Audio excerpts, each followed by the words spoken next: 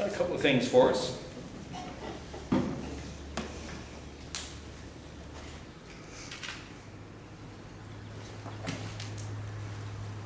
Has your mom ever told you you are who you hang with? No. Never? Has your pastor ever told you, Tommy, you are who you hang with? Not until today. Not till today. Has he told you now? Yes. Okay, yes he has, see? In fact, in my classroom, when we teach Romeo and Juliet, there's this young girl named Juliet who's in love with a guy named Romeo. But unfortunately, his family hates her family. And her family hates his family. And they've been fighting and fighting and fighting. And so there's this speech that she gives where she goes, Romeo, Romeo, wherefore art thou Romeo? Now that doesn't mean that she's asking where he is. This is fancy Shakespeare talk that means, why did you have to belong to the family that my family's supposed to hate?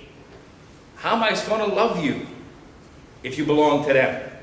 And then she says something interesting. A rose by any other name would still smell sweet. Do you think that's true? Yes. Okay, so if I took a rose and called it a cactus, would it still smell sweet? Would you still want to give it to your mom as a Mother's Day present? Sure. Okay. What if we took that rose and dropped it in the garbage? Or in the toilet bowl? A toilet bowl that wasn't empty. Is it still a rose? Yes. Yeah. Does it still smell sweet? No. No, it smells poopy. Okay, it smells garbagey. Imagine now if you give it to your mother, hi Mom, happy Mother's Day, and you hand her this crappy rose. She'd probably go, oh Tommy, thank you so much, I love you, and then throw it away. That's what we're talking about when we say, you are who you hang with.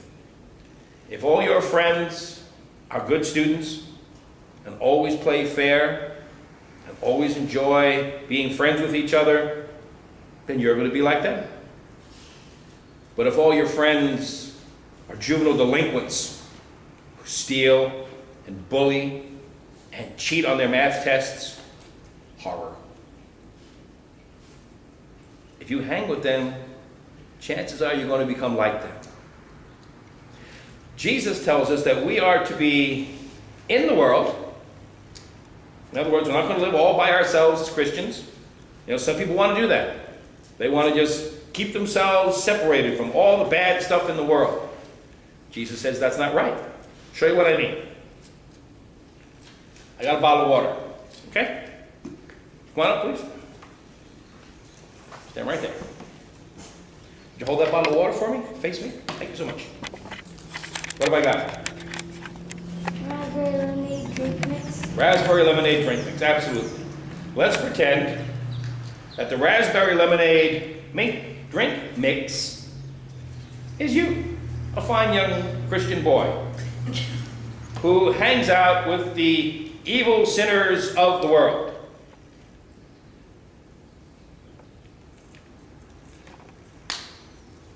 Keep the lid on it, give it a shake, watch what happens. Okay, can you tell me where the water is and the raspberry drink mix? They're mixed. Exactly. They're all together and you can't separate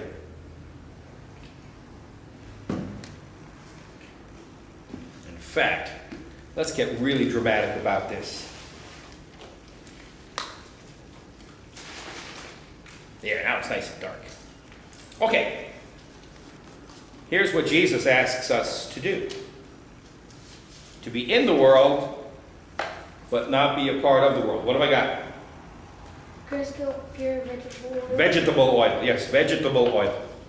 So the oil of pure vegetables. Okay? Now hold it nice and still while I put the lid back on this, because we don't want pure vegetable oil to be spilling. Looks like something I want to be drinking. Okay. Put the lid back on. What do you notice about this? It's got another layer of yellow with next to blue. If this is the sinful world, and this is you, what have you noticed? There's a lot less of me. Well, yeah, that's true, you're outnumbered. But are you in the world, that is the jar? Are you part of the world? No. You're a whole separate layer. The devil sometimes tempts us to become part of the world. Now, if we wait a moment or two, and if this works like it said in the book,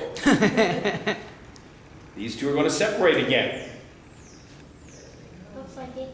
You see it separating? Yep. Yeah. Tell you what, I'm going to put this right down here while we sing the next hymn, and after the hymn is over, we'll see how we did, okay?